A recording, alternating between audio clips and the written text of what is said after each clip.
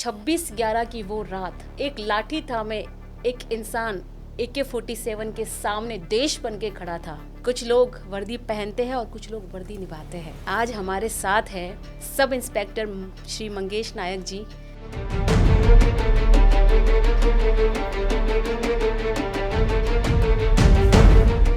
26/11/2008 उस वक्त अपने मुंबई शहर पर 10 आतंकवादियों ने CST रेलवे स्टेशन, काम हॉस्पिटल, रंग भवन, होटल ओबेरॉय, ताज, नरीमन हाउस, कैपी लियोपोल्ड ऐसे अलग अलग जगह वो लोगों ने फायरिंग्स और बॉम्ब ब्लास्ट की थी। तो बराबर एक 12:20 के आसपास एक कंट्रोल से मैसेज आया, एक स्कोडा गाड़ी आ रही है, नंबर नहीं मिला था। उस स्कोडा गाड़ी में 2 लोग हैं और उनकी गाड़ी में AK-47, hand grenade, bomb, magazine पूरा भरा हुआ गाड़ी है। और ये गाड़ी बराबर हमें 12:30 बजे हमें स्पीड से आते समय दिखाई दी। तो उसने सीधा तेजी से गाड़ी हमारे ऊपर चढ़ाने का ट्राई किया। हम लोग पीछे हट गए और उसने यू टर्न मारा। साइड में तुकाराम ओंबले, मैं सोनी, हम लोगों ने क्विक कसब का डोर ओपन किया और कसब की कॉलर पकड़ के उसको खींच रहे। अंधेरा था, हमें दिखाई नहीं दे रहा था। डायरेक्ट उसने हाथ ऊपर किया, सरेंडर होने का नाटक किया। तो हम लोगों ने उसको बाहर आने का इशारा किया, डोर ओपन किया। डोर के बाहर उसने जंप डायरेक्ट किया। तो उसके साथ ही उसके पैर के बीच में जो AK-47 था उसके साथ आया। बाहर गिरने के बाद तुरंत घूम के AK-47 ऊपर निकल रहा है। ये हमारे ध्यान में आने के बाद उसके ऊपर हम 3 लोगों ने, तुकाराम ओंबले, मैं सोनी, हम लोगों ने क्विक उसके ऊपर झड़प मारा। तो ओंबले साहब के सामने बैरल था। तो ओंबले साहब ने उसका जो बैरल ही पकड़ा, स्ट्रिगर खींचा तो ओंबले साहब के सामने बैरल था। ओंबले साहब को 6 राउंड फायर हुआ। ओंबले साहब नीचे गिर गए, उनके सीने से खून आ रहा है। सर, जब कसाब पकड़ा गया था, जब वो जेल गया, उसकी क्या प्रतिक्रियाएं थी? क्या उसने पछतावा किया कि एक नहीं, पछतावा उसको कुछ नहीं था। खाली गुस्सा ही उनके मन में रहता था। उसके पास किसको भी देखो तो खुन्नस से देखता था वो, लेकिन ऐसा पछतावा वगैरह ऐसा उसके चेहरे पे कुछ नहीं दिख रहा था। ये निरंतर हमले हो रहे, तो कहीं आपको नहीं लगता कि हमारे सिस्टम में भी ऐसा कुछ है कि हम इनको नहीं फेस कर पा रहे, कि ये लोग कहीं से भी आके हमले कर रहे हैं? बॉर्डर पे CSF वाले, आर्मी वाले, वो तो दिन रात पूरा उधर पेट्रोलिंग उनकी रहती है, गश्त रहती है। ठंडी कड़क रहने दो, गर्मी और रात को नींद भी उनको मिलती है, लेकिन वो लोग दिन रात अपने देश के लिए शहीद होते हैं हमारे लोग। वैसे अपने मुंबई पुलिस भी वैसे ही दिन रात, इसलिए पूरे अपने देश के लोग रात की सुकून की नींद लेते हैं। बिल्कुल सर। एक आम नागरिक सोशल मीडिया से आगे बढ़कर आतंकवाद के खिलाफ क्या कर सकता है? पब्लिक का ये काम है कि पुलिस को सपोर्ट करना या सहकार्य करना। एक कोई संशयित आदमी दिख रहे हैं या संशयित कार दिख रहे हैं, संशयित बैग दिख रहे हैं, तो पुलिस को उन्होंने तुरंत इन्फॉर्म करना चाहिए। 100 नंबर या 112 नंबर घुमा के। हम जिएंगे, हम मरेंगे, ऐ वतन तेरे लिए। ये तिरंगा भी आप ही के सम्मान में लहराता है, जो तिरंगा ओढ़ के आते हैं मगर तिरंगा गाड़ के जाते हैं। अरे वाह, क्या बात है, क्या बात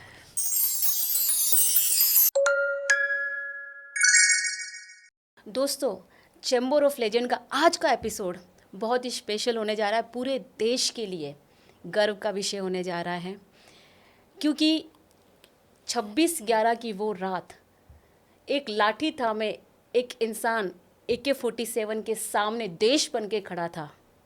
कुछ लोग वर्दी पहनते हैं और कुछ लोग वर्दी निभाते हैं। क्योंकि आज हमारे साथ है सब इंस्पेक्टर श्री मंगेश नायक जी, और चैम्बर ऑफ लेजेंड में उनकी उपस्थिति होना हमारे लिए बहुत गर्व का विषय है। आइए हम 26/11 की उस काली रात के बारे में और उनके साहस के बारे में पूरे देश को सूचित करना चाहते हैं। सर, आपका बहुत बहुत स्वागत है। जय Hind sir. Chamber of legend में आपका बहुत बहुत स्वागत है। सर, आप कैसे देखते हैं जब आप 26/11 के हीरो के रूप में जब याद किए जाते हैं, तो आप इसको कैसे देखते हैं सर? जय हिंद, मेरा नाम Mangesh Anant Naik. Operation 26/11/2008 president police medal for gallantry award winner. 26/11/2008 वो टाइम पे जो घटना घटी, उसके बाद में लोगों ने ऑटोमेटिक पेपर में, न्यूज़ चैनल में वगैरह 26/11 हीरो करके ही पेपर में, न्यूज़ में छपी थी। और वही हिसाब से आगे मुझे 26/11 हीरो करके लोग बोलते हैं। सर, कहानी की शुरुआत से मैं आपसे कुछ पूछना चाहती हूँ। ये सारे दर्शकों के सवाल हैं। हाँ। कि कराची की सीमा से 23 तारीख को, यानी 23/11 को 10 लड़के निकलते हैं जो पढ़े लिखे भी नहीं थे। तो उन्होंने समुंदर की सीमा ही क्यों टारगेट की? बॉर्डर, एयरपोर्ट कुछ नहीं, ऐसा क्यों सर? समुद्री सीमा से उन्होंने एंटर किया क्योंकि समुंदर मार्ग जो है वो एकदम आसानी से आ सकते इधर से जी, उधर से मुंबई में आराम से आ सकते हैं, इसलिए उन्होंने वो मार्ग उन्होंने चुना। जी। पर सर ये भी है ना कि उन्होंने कुबेर जो एक भारतीय नाव थी, उनका एक नाव था अल हुसैनी, उन्होंने वो छोड़ दिया। उसके बाद मेरे ख्याल से एक टंडेल जी थे, मेरे ख्याल से जहाँ तक मैं पढ़ पा रही हूँ, अमर सिंह टंडेल जी, जो 2006 में पाकिस्तान बॉर्डर पार करने की वजह से उनको 6 महीने की जेल हुई थी। उसके बाद पाकिस्तान वालों ने, जो अमूमन छोड़ते नहीं, उनको छोड़ दिया। और आपको नहीं लगता कि भारतीय, उनको एक ढाल बनाया गया अमर सिंह टंडेल को, और उसके बाद वो मुंबई में उन्होंने प्रवेश किया? हाँ, आते समय वो उनके बोट से आए थे, जी समुंदर मार गए, और उन्होंने कुबेर बोट हाईजैक की उधर, जी। और कुछ लोगों को भी मार दिया सर। और उधर बोट में जो लोग थे वो लोगों ने उधर कुछ लोगों को मारा, और एक आदमी खाली उसको जिंदा रखा, क्योंकि उनको जानना था जो बदर पार्क जो स्पॉट है, जी जी जी। और उधर से वो डिवाइड होने वाले थे। अच्छा। होटल ताज, ओबेरॉय, नरीमन हाउस, कैपी लियोपोल्ड, ऐसे अलग अलग जगह उनके प्लान के हिसाब से वो उधर से डिवाइड होने वाले थे। जी।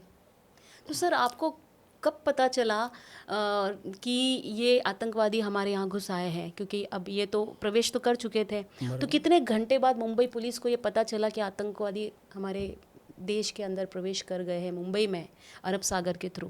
फिर भी रात के करीबन 9:05 के आसपास ऐसा मैसेज फ्लैश होने लगे हमारे वायरलेस कंट्रोल से कि CST रेलवे स्टेशन, काम हॉस्पिटल, रंग भवन, होटल ओबेरॉय, ताज, नरीमन हाउस, कैपी लियोपोल्ड, ऐसे अलग अलग जगह कुछ फायरिंग और बॉम्बलास्ट हो रही है, जी ऐसे जी मैसेज जी फ्लैश हो जी। रहे थे।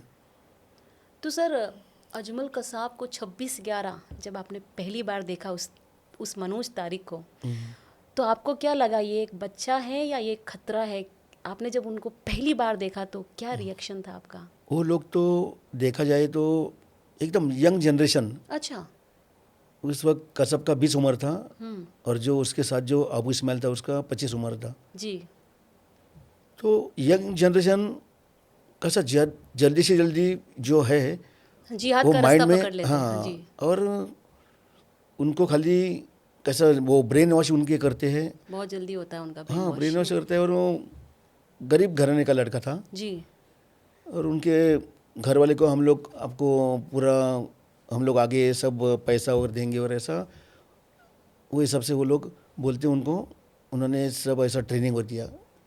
तो सर आपने जब देखा तो कसाब आपसे कितनी दूरी पर था, और उस समय आपके माइंड में क्या चल रहा था कि ये AK-47 के सामने मैं एक लाठी वाला इंसान कैसे काबू कर पाऊंगा? सर ये जज्बा कहाँ से आया, और कैसे उस समय की?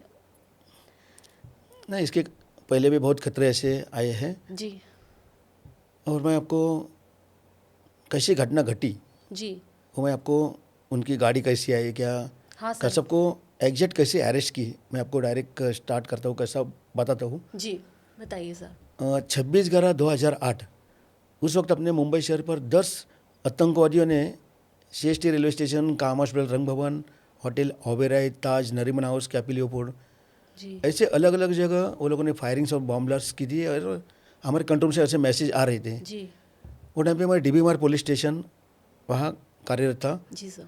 और हमें हमारे उधर के वरिष्ठ पुलिस निरीक्षक सीनियर पी हमारे नागप्पा माली, जी जी उन्होंने हमें आदेश दिए कि आप पहला गिरगांव चौपाटी में तुरंत जाइए उधर, और नाकाबंदी स्टार्ट कीजिए, ऐसे ऐसे फायरिंग, बहुत जगह फायरिंग्स और बॉम्बलास्ट चालू है।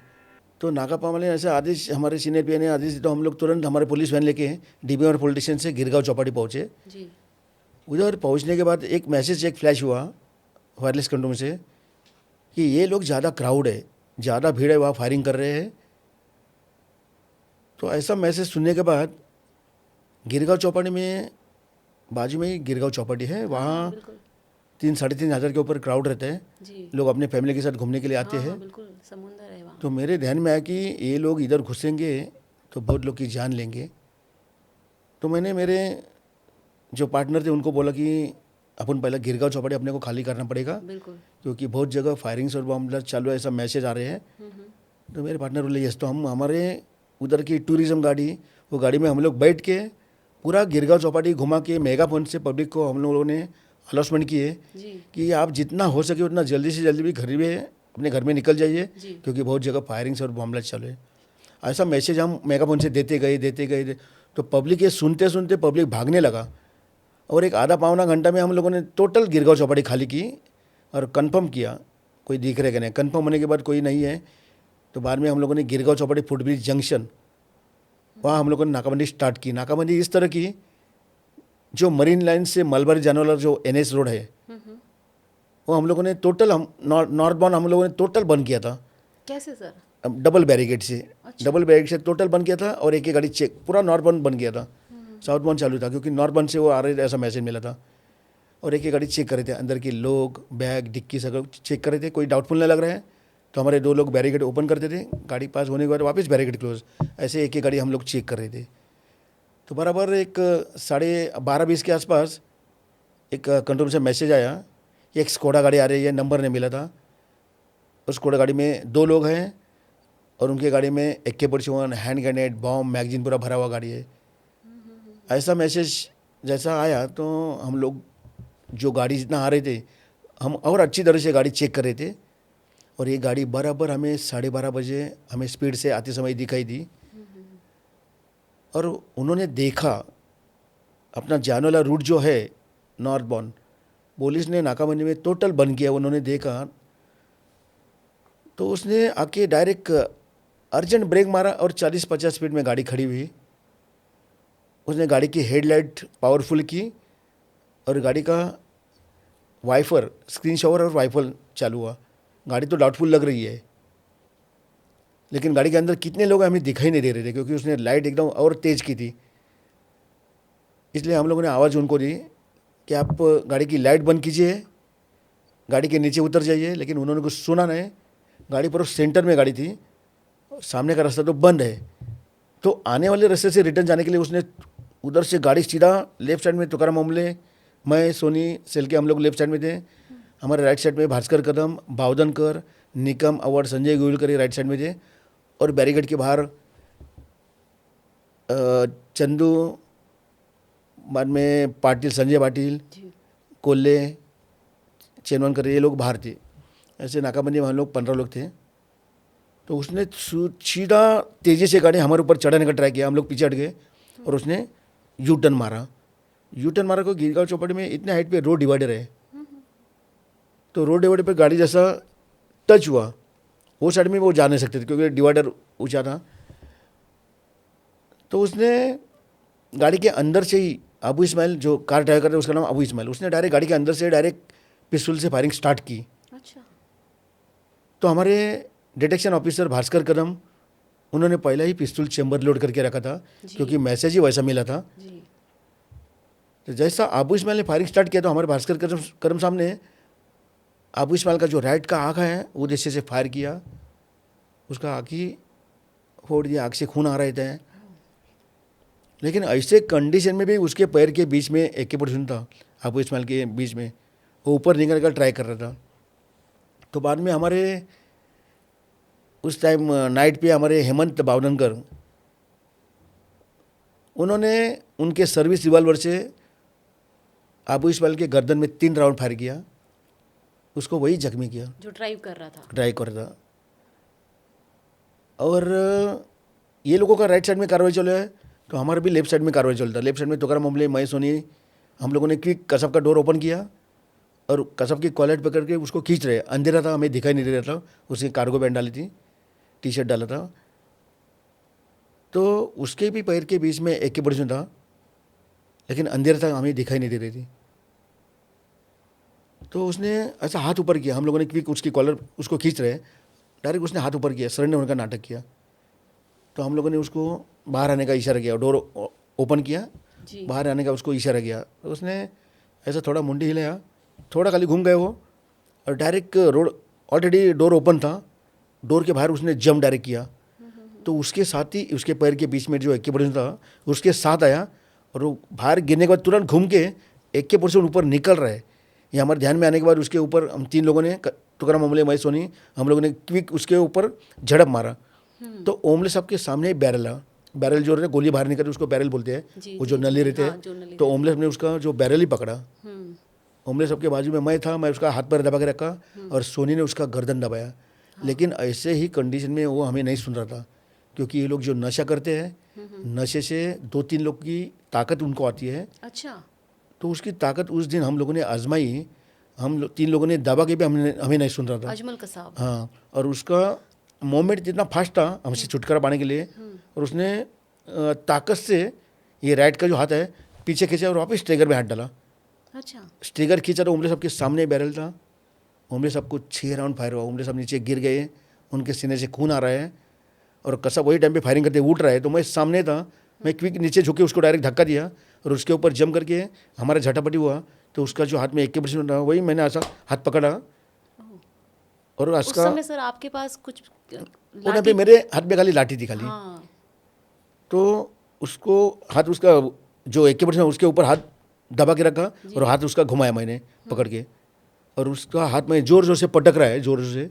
तो उसने 1 मिनट गन नहीं छोड़ा था, इतना मजबूत पकड़ा था। और मैं पटक रहा तो उसका जो हाथ तो पीछे था ना, उसने वापस आगे हाथ किया और ट्रिगर खींचा। तो मेरे साइड से गोली ऐसा 5-6 गोली सट से निकल गया। वही मेरे तरफ बैरल रहता तो मेरे सीने में घुसता था, इसलिए मैंने उसका बैरल घुमाया था। और ऐसा करके भी वो AK-47 नहीं छोड़ रहे। तो मैं उसके सीने में पैर दबा के रखा, और उसका AK-47 ऐसा पकड़ के ऐसा झटका मार के खींच के लिया। जैसा AK-47 मेरे हाथ में आने के बाद उसको हम लोगों ने बाद में कसब को इतना मारा, वो बेहोश पड़ा, फिर भी हम लोग मार रहे थे, क्योंकि हमारे तुकार मोबले नीचे गिरे हुए थे, उनके सीने से खून आ रहा था। वो देख के कसब के ऊपर पूरा हम टूट बैठे थे। उस वक्त हमारे संजय गोलीकर साहब भागते और बोला, अरे रुको, मारो मत, एक तो जिंदा रहने दो, वो अपने लिए एविडेंस है, वो कहाँ से आया, कौन सा देश का है, उसके साथ और कौन कौन है, और उन्होंने किधर बम रखे होंगे या हत्या रखे होंगे, अपने को सब पता चलेगा, इसके लिए उसको प्लीज़ मारो मत। तो हम मारना रुक गए। बाद में उसका झड़ती लिया, क्योंकि पहली बार मुंबई गिरगांव चौपाटी यहाँ एक जिंदा आतंकवादी अजमल कसाब पकड़ा गया है। कहते ये लोग जिंदा मिलते नहीं है, इनके पास साइनाइड का गोली रहता है, वो तुरंत मुंह में डालते हैं जी। वो गोली इतना पावरफुल रहता है, आदमी तुरंत मारता है।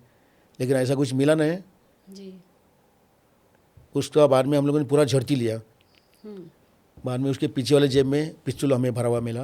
अच्छा, और भी थी? हाँ तो वो जो बाकी सारे लोग थे उनके पास भी AK-47? हाँ, उनके पास भी AK-47, लेकिन गिरगांव चौपाटी में ये 2 लोग आए थे, बाकी सब अलग अलग जगह थे। होटल अच्छा, ताज, ये सारे 10 लोग अलग अलग हाँ जगह अलग, पे गए होटल ताज में, हाँ। ओबेराय में, नरीमन हाउस, कैपिलियोपोर्ट, ऐसे अलग अलग जगह थे। तो सर कितने लोग उस समय हताहत हुए थे?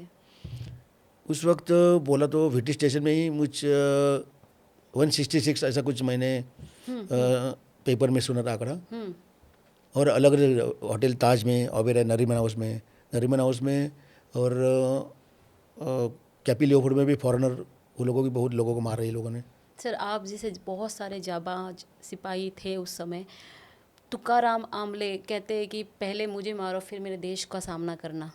तो सर ऐसा अगर मान लीजिए तुकाराम आमले उस समय नहीं होते तो भी यस बराबर, तुकाराम आमले सामने वो बैरल ने पकड़ता होता तो हम सब लोग जाते थे। हम लोग अभी दिखते भी नहीं थे। मतलब उन्होंने सोच लिया था कि ये मेरे पे गोली तो लगेगी, पर मैं ये करके रहूँगा।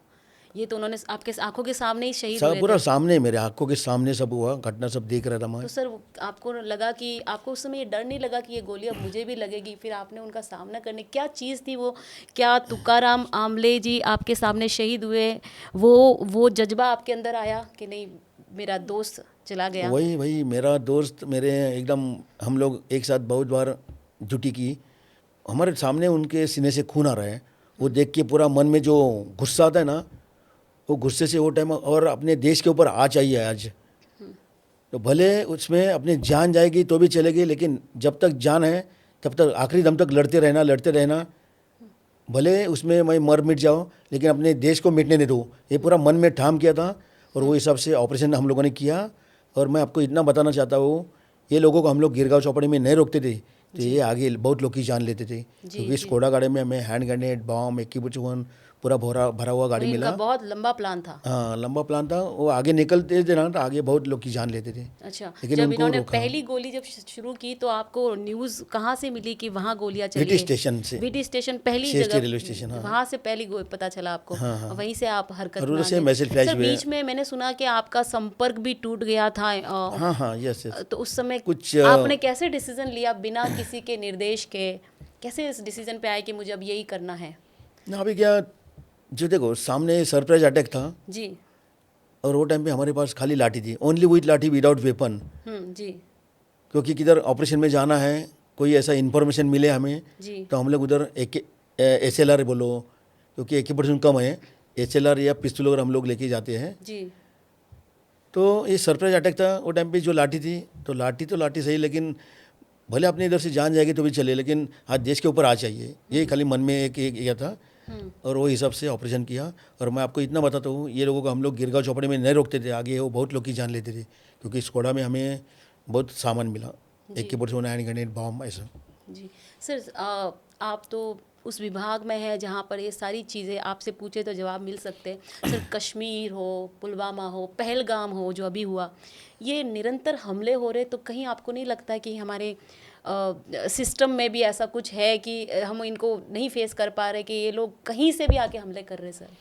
ये लोग क्या अचानक हल्ला करते हैं, और उनका जो प्लान के हिसाब से वो लोग करते हैं। जी लेकिन अपने बॉर्डर पे जी CSF वाले, आर्मी वाले, वो तो दिन रात पूरा उधर पेट्रोलिंग उनकी रहती है, जी। गश्त रहती है। कितनी ठंडी कड़क रहने दो या गर्मी, और रात को नींद भी उनको मिलती है, लेकिन वो लोग दिन रात अपने देश के लिए शहीद होते हैं। हमारे लोग मतलब आखिरी दम तक आतंकवाद लड़ते सर। हैं और शहीद होते हैं। जी वैसे अपने मुंबई पुलिस भी वैसे ही बिल्कुल। दिन रात इसलिए पूरे अपने देश के लोग रात की सुकून की नींद लेते जी हैं। बिल्कुल सर। पर सर आपको नहीं लगता कि आतंकवाद जो है अब उनके दिमाग से लड़ा जा रहा है, बंदूकों से नहीं, बराबर। है ना? तो कहीं ना कहीं वो हमारे सिस्टम में घुसे हुए हैं। स्लीपर, बहुत सारे स्लीपर सेल अपने यहाँ पर है, तो कहीं ना कहीं हमारी अंदर के सिस्टम की कुछ ऐसी कमजोरियाँ भी है, क्योंकि 2006 तक पेट्रोलिंग थी समुद्री सीमा तक, 2006 में ही बंद कर दी गई। और मेरे ख्याल से 1993 में जो दंगे हुए थे, उसके बाद उन्होंने इंटरनेशनल बॉर्डर जो है वहाँ पे सारे को शुरू किया था, मतलब नेवी वगैरह ने। बराबर। तो सर कहीं ना कहीं इसका भी फ़ायदा उठाया उन लोगों ने, कि इतने साल नहीं हुआ जो उन्होंने जस्ट 2006 में बंद किया और 2008 में। और मैंने ये भी सुना कि उनकी प्लानिंग 27 में ही थी, उनकी प्लानिंग। तो सर इस बारे में आप क्या कहेंगे कि कहीं ना कहीं हम ये सोच लेते हैं कि नहीं अब बस सब ठीक चल रहा है, क्योंकि उस समय भी RDX जो है वो समुद्र के रास्ते से ही आया था, जो 93 में दंगे हुए थे, जो कि दाऊद और इन सब लोग, टाइगर और इन लोगों ने इन्होंने करवाए थे। क्या कहना चाहेंगे सर? अपने सिस्टम अच्छी तरह से गवर्नमेंट की तरफ से, जो पुलिस डिपार्टमेंट बोलो, बाद में नेवी बोलो, वो उनके हिसाब से बहुत काम अच्छा कर रही है, अच्छा कर रही है वो काम। लेकिन उनका भी इधर आने का जो प्लान रहता है वो प्लान के हिसाब से आते हैं, और वो टाइम पे निगरानी उनकी रहती है कि कहाँ इधर पुलिस की गश्त ये टाइम पे नहीं रहती है, वो टाइम पे या नेवी की भी नहीं रहती है। जी वो पूरा प्लान के हिसाब से वो लोग करते हैं, और ये बाद में जैसा उनको चांस मिला तो वो हिसाब से वो लोग सर, प्रवेश जब की एंट्री कसाब करते हैं। पकड़ा गया था, आप तो हर चीज़ के एक लाइव थे वहाँ पर। जब वो पकड़ा गया, जब वो जेल गया, तो उसकी क्या प्रतिक्रियाएं थी? What is his reactions? क्या उसने बहुत है। पछतावा किया कि एक ना मैंने? ना, पछतावा उसको कुछ नहीं था, खाली गुस्सा ही उनके मन में रहता था। उसके पास गुस्सा मतलब किसके पास किसको भी देखो तो खुन्नस से देखता था वो, लेकिन ऐसा पछतावा वगैरह ऐसा उसके चेहरे पे कुछ नहीं दिख रहा था। कुछ भी पछतावा नहीं था? कुछ भी ऐसा नहीं जिससे उसने कहा हो कि मेरे जैसे मैंने ये भी सुना कि उसने कहा कि मुझे जन्नत में इतनी सारी हूरें मिलेगी, ये सब कुछ जैसे हमने फिल्म में भी देखा, क्या ये सब हुआ था हकीकत में? उनसे ऐसा पूछा गया था? नहीं ना, ऐसा कुछ नहीं हुआ था। एक आम नागरिक सोशल मीडिया से आगे बढ़कर आतंकवाद के खिलाफ क्या कर सकता है? मैं तो बोलता हूँ, एक आम आदमी तो है, फिर भी मैं पूरा देशवासियों को बताना चाहता हूँ जी कि देखो, अंदर मुंबई महाराष्ट्र के अंदर मुंबई पुलिस, महाराष्ट्र पुलिस दिखते हैं, और बॉर्डर पे अपने CSF वाले, आर्मी के लोग दिखते हैं, फौजी।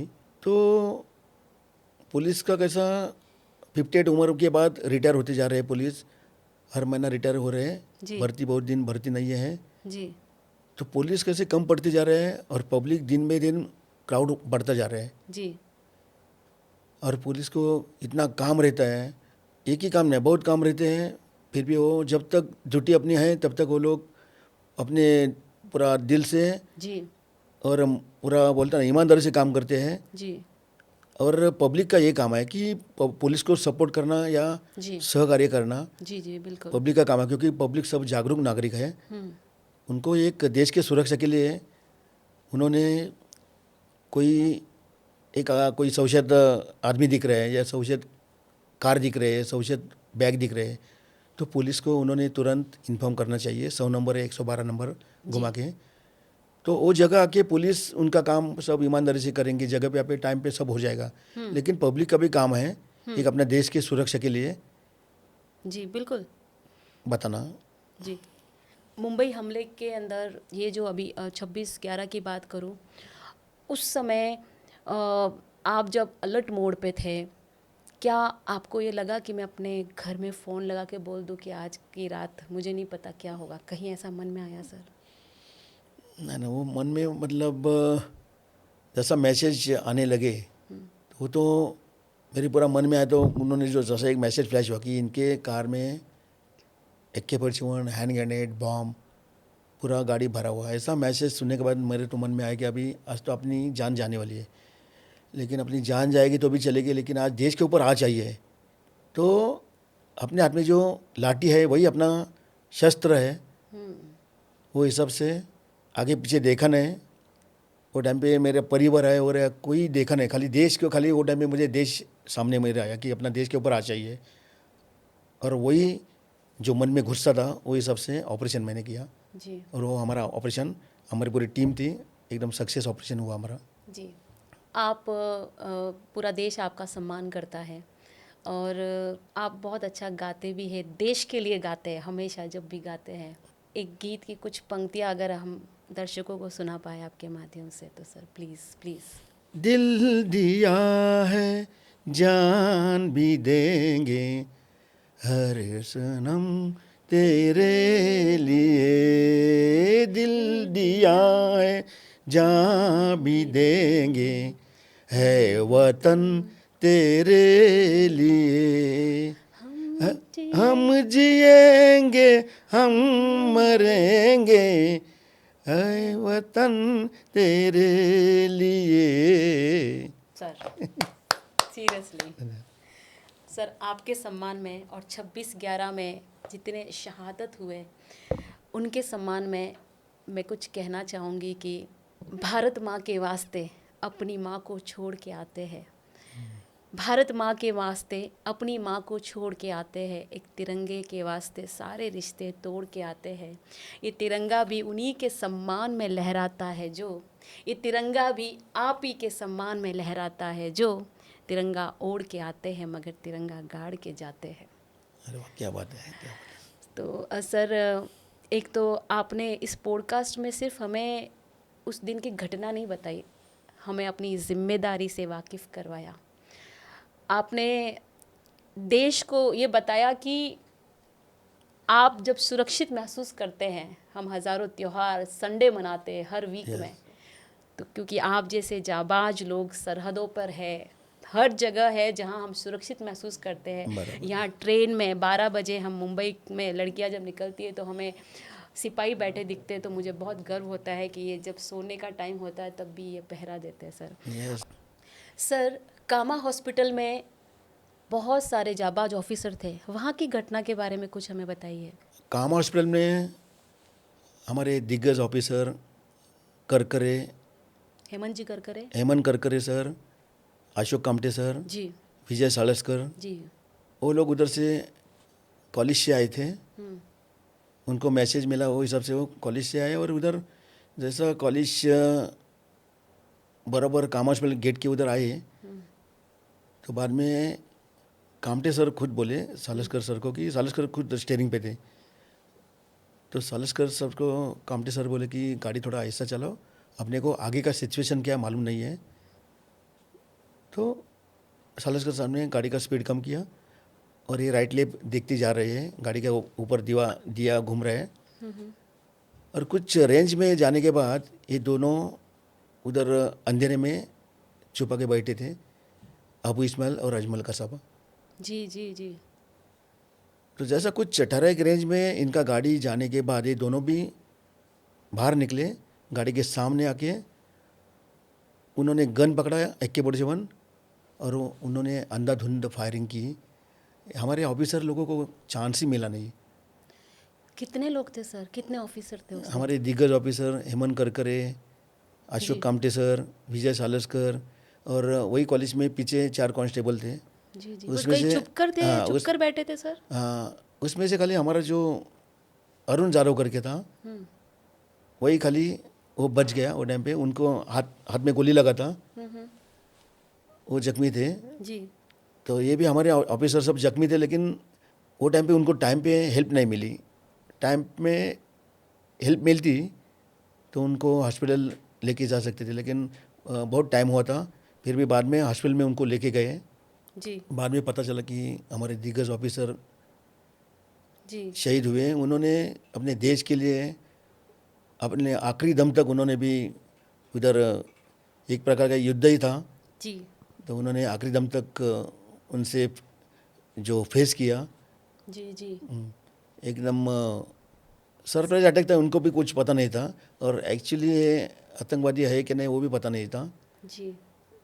पर वो एक तरीके से वो मौत के आसपास ही घूम रहे थे, देश के लिए ही घूम रहे थे। भारत हमेशा ऋणी रहेगा सर। आपने जिनका नाम लिया, मैं इस पॉडकास्ट के जरिए अगर आपकी इजाज़त हो तो मैं उन सबका नाम लेना चाहती हूँ। हाँ, हमारे तुकाराम ओमले जी, जी बाद में वीटी स्टेशन में ATS चीफ थे। नहीं, वीटी स्टेशन में तो ATH चीफ अपने हेमंत करकरे। हाँ जी काम हॉस्पिटल में हमारे ATH चीफ हेमंत करकरे, जी अशोक कामटे सर जी और विजय सालस्कर जी और हमारे 4 कांस्टेबल में से 3 कांस्टेबल वो उधर जख्मी हुए थे काम हॉस्पिटल में। खाली गजेंद्र सिंह थे, प्रकाश मौर्य जी, हाँ, शशांक शिंदे जी, शशांक शिंदे वीटी स्टेशन में थे। वीटी स्टेशन में, जयवंत पाटिल जी, हाँ, और पाटिल इधर थे अपना काम हॉस्पिटल में। विजय खंडेरकर जी, हम्म, और वो तमाम लोग जो जिनका शायद हम जिनकी वजह से हम रोज सुरक्षित है सर। यस यस, बराबर। यस मेजर संदीप उन्नीकृष्णन थे, अपना वो NAJ कमांडो थे। जिन्होंने कहा था don't come up, I will handle, एकदम yes yes yes. Yes yes. और ये उनके शब्द थे फ़ोन पर कि I will handle, don't worry. तो सर 26/11 में मुंबई आतंकी हमले में शहीद पुलिस अफसर व जवान जिनसे हमारा देश हमेशा उनके बलिदान, उनकी देश के प्रति शहादत को ऋणी रहेगा। मैं Yes. उनका नाम लेना चाहती हूँ। ATS प्रमुख चीफ थे हेमंत करकरे जी, एंटी टेररिज्म स्क्वाड से, अशोक कामटे जी, अतिरिक्त पुलिस आयुक्त ACP, श्री विजय सालस्कर जी, पुलिस निरीक्षक Mumbai police, ATS local police से तुकाराम ओमले जी, तुकाराम ओमले जी सहायक उप निरीक्षक, श्री प्रकाश मौर्य जी सब इंस्पेक्टर, श्री गजेंद्र सिंह जी हवलदार, श्री शशांक शिंदे जी पुलिस इंस्पेक्टर, श्री बाबू साहेब दुर्गड़े जी सब इंस्पेक्टर, श्री बाला साहेब भोसले जी पुलिस हवलदार, श्री MC चौधरी जी हवलदार, श्री जयवंत पाटिल जी कांस्टेबल, श्री विजय खांडेरकर जी कांस्टेबल, श्री अरुण चितले जी कांस्टेबल, श्री अंबादास पवार जी कांस्टेबल, श्री राहुल शिंदे जी कांस्टेबल, श्री मुकेश जाधव जी कांस्टेबल, श्री किशोर शिंदे जी कांस्टेबल, श्री संजय गोविलकर जी कांस्टेबल, श्री सुनील कुमार यादव जी कांस्टेबल, और राष्ट्रीय सुरक्षा गार्ड यानी NSG से मेजर संदीप उन्नीकृष्णन, जिन्होंने कहा था don't come I will handle it, हवलदार गजेंद्र सिंह जी NSG से। और सर ये सब नाम नहीं है, Yes, yes, नहीं, सब ये वो कुछ वर्दी ये लोगों है ने जो ढाल बनकर उस दिन सर ढाल आप सब नहीं 26/11 होते। 2008 में इन्होंने अपने आखिरी दम तक इन्होंने देश के ऊपर आ चाहिए तो आखिरी दम तक ये लोगों ने लड़ाई की जी और देश के लिए वो शहीद हुए। जी सर। मुझको उनको मेरा दिल से सलाम है, सचमुच। सर आज का जो पॉडकास्ट है ना सर, आपने सिर्फ पॉडकास्ट के जरिए सूचना ही नहीं दी है, हर देशवासी को चेताया है, हमारी जिम्मेदारी से हमें अवगत कराया है कि हमें सिर्फ आपकी नहीं, ये हमारी भी जिम्मेदारी है। देश की सुरक्षा अगर आपके हाथ में है तो हमारी सुरक्षा के लिए भी हमें उतना ही अलर्ट रहना चाहिए जितनी पुलिस रहती है। और Yes. Sir we really salute you sir.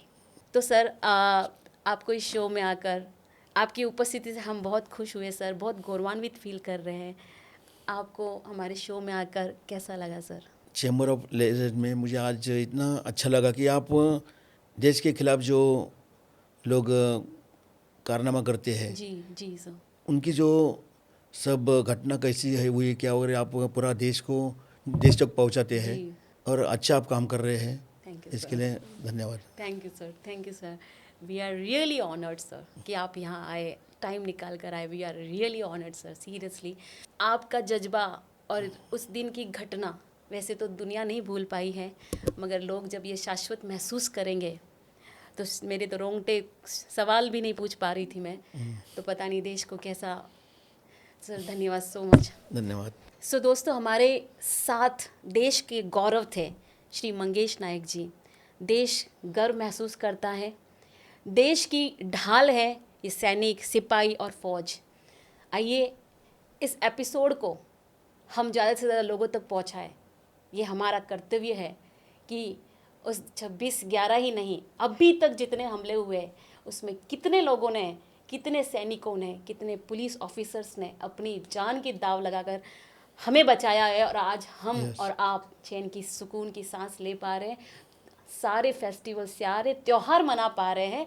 तो उनका क्रेडिट सिर्फ इन फौजियों को, सिपाहियों को और पुलिस अफसर्स को जाता है। तो ये एपिसोड आज ट्रिब्यूट की तरह है, उन्हें श्रद्धांजलि है। और बहुत बहुत धन्यवाद आप सभी का कि आप सभी ने हमेशा हर एपिसोड को प्यार दिया है। ये एपिसोड सबसे स्पेशल है, तो इसको भी इतना ही प्यार दीजिएगा, शेयर ज़रूर करिएगा। Thank you so very much.